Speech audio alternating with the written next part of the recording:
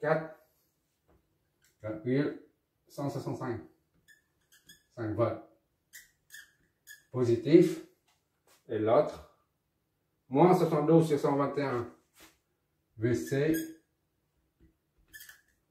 moins 72 sur 121, soit moins 0,595 volts. Donc négatif ça, celui-là négatif. Bon.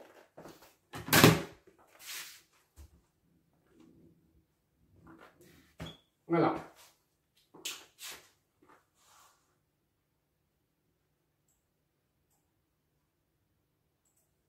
VA c'est connu ici.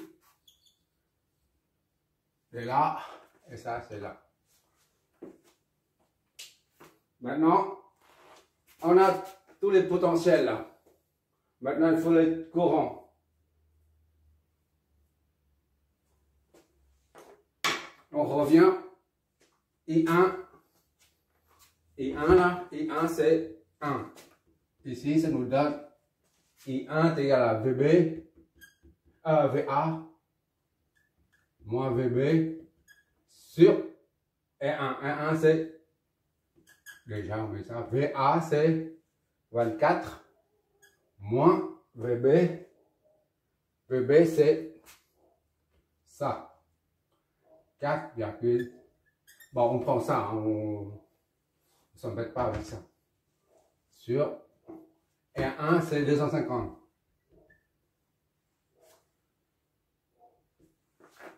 Ça nous donne combien ça? Quoi? Oh!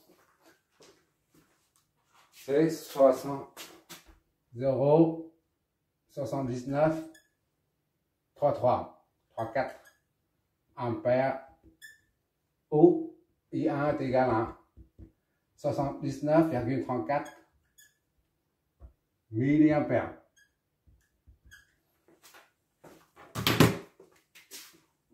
On va bientôt terminer. I2, c'est 2 qui nous donne. I2 est égal à VB sur R2. V sur R2. VB c'est ça. 4,165 divisé par R2. 50. Ça est égal à 4,165 divisé par 50. Donc ça donne 83,3 milliampères. Ok. 0,0833 ampères. Soit I2 est égal à 83,3 milliampères. On a besoin non seulement des potentiels, mais aussi des tensions pour pouvoir en déduire la puissance. I2. Maintenant, I3. I3, c'est 3 qui nous donne moins VC. VC sur R3. Moins VC, c'est moins 0,595 sur R3. R3, c'est 150. C'est-à-dire plus 0,595 sur 150. Ça nous donne 6,96 milliampères. 0,0039 6 7 allez ampères. I3 est égal donc à 3,96 milliampères. Voilà.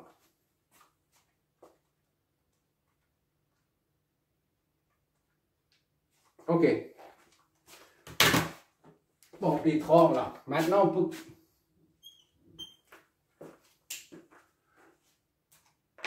VA, c'est comme si la tension aux bornes de ça. VB, c'est comme si c'est comme la tension aux bornes de ça. BO, c'est B. VBO, c'est VB. VC, c'est idem. VCO ou OC, c'est la même que ça. D'accord? Sauf qu'il y a on met la valeur absolue, c'est tout. Bon, maintenant, les courants là, le sens des courants est bien adopté puisque tous les courants sont positifs. Ici c'est positif, ça c'est positif, ça c'est positif. Ça, moins et moins ça fait plus. Donc tous les courants sont bien orientés. I1, I2, I3 sont tous positifs. Maintenant on calcule la puissance. Les puissances. PR1 est égal à V1. PR1 c'est là. D'accord? VAB fois U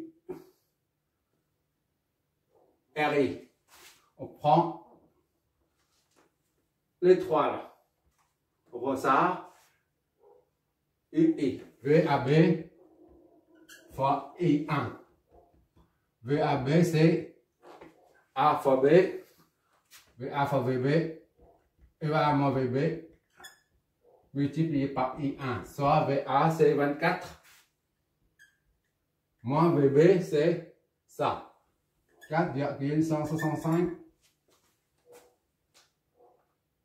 multiplié par I1. 4, c'est ça. On prend ça, d'accord? On en perd. Donc, P R1 est égal à 24 moins 4,105 multiplié par 0,0793 4.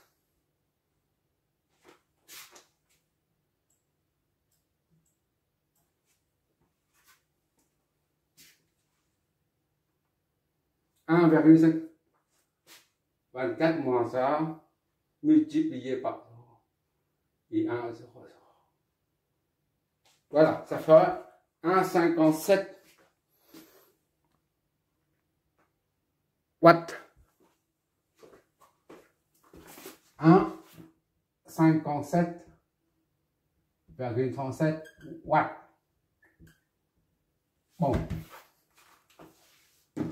On tiendra compte des poussières derrière, après.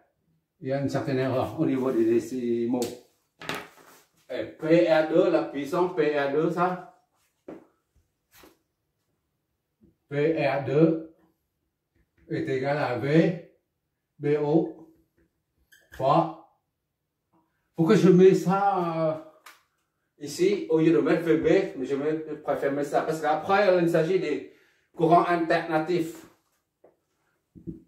Pour l'instant, je préfère faire ça. Donc, I2, ça fait VBO est égal à VB moins VBO fois I2 c'est ça. VB, c'est 4,65 moins 0 fois I2. I2, c'est 0,833. D'accord? On en perd là, au lieu de prendre le P. PR2 est égal à 4,165 fois 0,0833. Ça nous donne 0,3. Ok, d'accord. 0,33469 watts. La puissance c'est en watts. L'énergie est en joules. D'accord? Et enfin, le dernier, I3. I3, il est là. VA3 est égal à VC OC. D'accord? OCO, peu importe la puissance. Puissance, il n'y a pas de... Pour l'instant, pour les éléments résistifs, il y a toujours une puissance positive. Il n'y a pas de puissance négative pour un élément résistif. Pour un élément résistif, la puissance est toujours positive. D'accord? On va bien vérifier. V, c'est pour ça que j'ai fait exprès de mettre le VAB, OV, tout ça. VOC fois I3. D'accord? VOC, c'est VO moins VC, I3 est égal à V0 moins VC, d'accord? I3. C'est-à-dire P R3 est égal à 0 moins VC. VC, c'est négatif là. Moins et moins 0,595. D'accord? Fois I3. I3, c'est ça.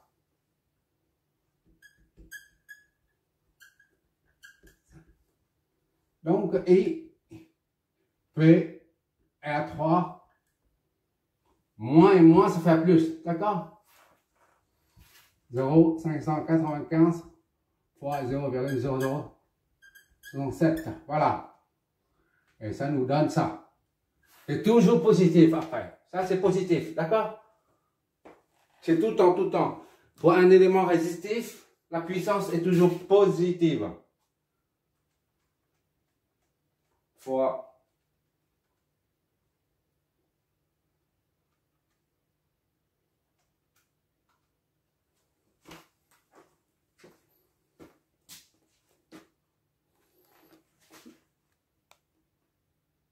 voilà. D'accord? Ça va faire 0,0036 watts. Voilà.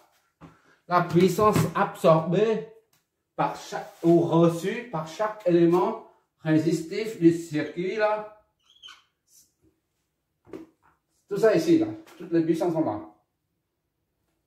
R1 reçoit ça comme puissance. R2 reçoit ça. R3 reçoit ça.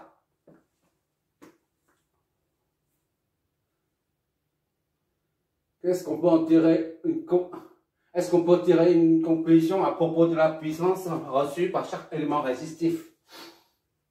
Parce qu'on est en train de traiter la question des puissances. R1, c'est la plus grande valeur, c'est 250. Et puis, R3, ici. Puis, R2. R2, c'est là. D'accord? Et 50, 250, 150 et 50. Tous les trois éléments résistifs reçoivent donc une totalité de puissance totale, c'est P R1 plus B R2 plus P R3. Donc est égal à 1,57 37 plus P R2. 0, 34, 69, d'accord? 34, 69, R3, plus 0, 0, 0, 2, 3, 6. Qu'est-ce que ça nous donne? 1,57, 37, plus 0,34, 69, plus 0,00236. Ça nous donne 1,9 à peu près. D'accord? On doit tenir compte des poussières derrière, d'accord?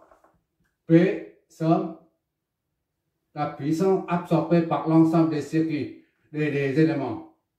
R1, R2, R3, et donc est égal à 1,82 watts. Voilà. Bon, on va contrôler ça. Est-ce qu'il y a une conservation de l'énergie? Qui dit l'énergie dit puissance, d'accord? L'énergie, c'est la puissance pendant un certain temps, pendant un intervalle de temps. C'est tout, d'accord? Si le temps est en 1 seconde, la puissance est l'énergie est comme ça. Donc c'est fois 1 seconde. Ici, on cherche la conservation de l'énergie, c'est la même chose que ça. On calcule en 1 seconde. D'accord? La puissance totale fournie, c'est quoi? Ça doit correspondre à 1,92 ou 1,90 là, doit correspondre à la puissance fournie par la source. On va vérifier ça. La source, c'est 24 volts qui débite un courant I1.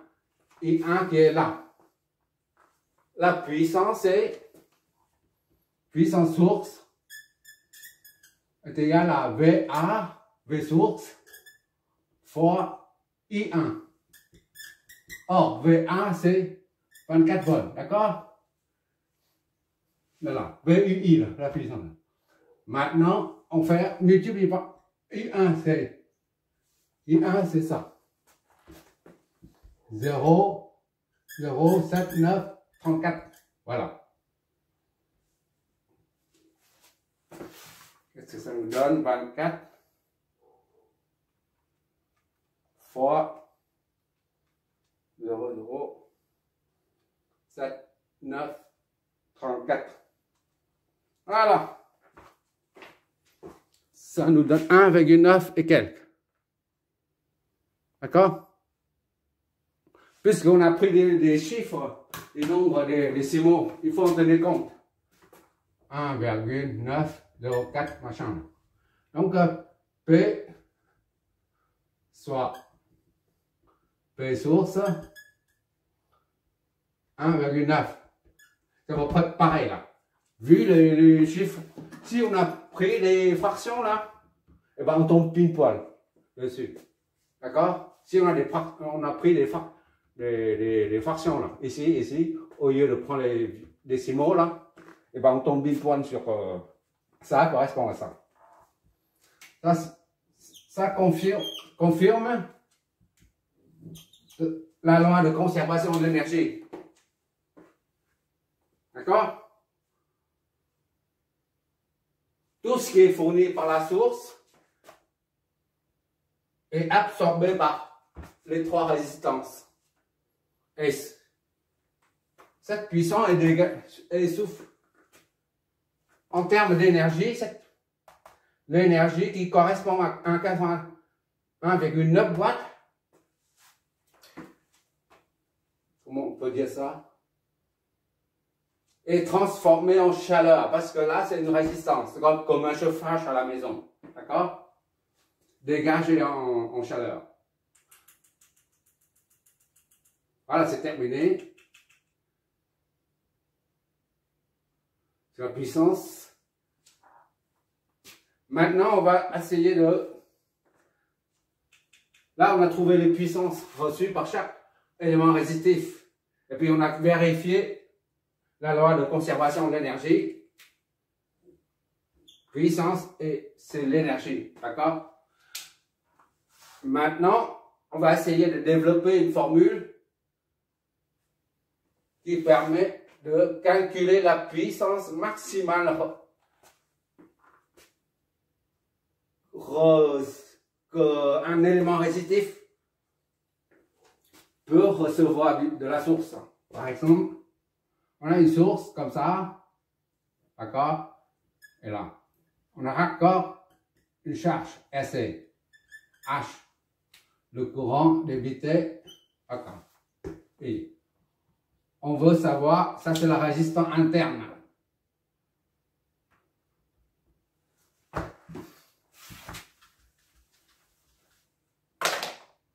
La résistance interne. Voilà, ça c'est une source réelle. AB.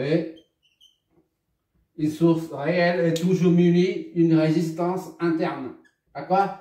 Les premières vidéos concernant les sources parfaites et les sources parfaites et les sources réelles. Voilà, ça c'est une tension. On va chercher la puissance maximale que. On va développer une formule qui concerne la puissance maximale que la résistance peut absorber. Voilà. C'est-à-dire la puissance que le... Quelle est la valeur de la résistance de charge pour que la source fournisse le maximum de puissance? Voilà. Quelle doit être la valeur de la résistance de charge pour qu'elle reçoive le maximum de puissance en provenance de la source. C'est ça qu'on cherche. C'est ça qu'on va développer comme formule. Là, c'est la tension. Une autre façon d'expliquer, c'est que là, c'est une résistance variable. D'accord? On peut régler. Ça peut aller de 1 ou 0 ohm à 100 ohms, par exemple.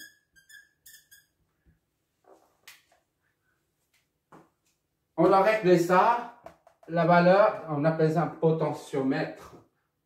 On règle ça de sorte que la puissance fournie là, et la puissance fournie soit maximale. P soit maximale, P maxi. Voilà. On a réglé ça à quelle valeur pour que la source fournit une puissance maximale à la charge. On va tout de suite, on va faire tout ça, et on va développer la formule concernant la puissance maximale reçue par un élément résistif. D'accord? Ça c'est résistif. Parce que là on est en courant continu.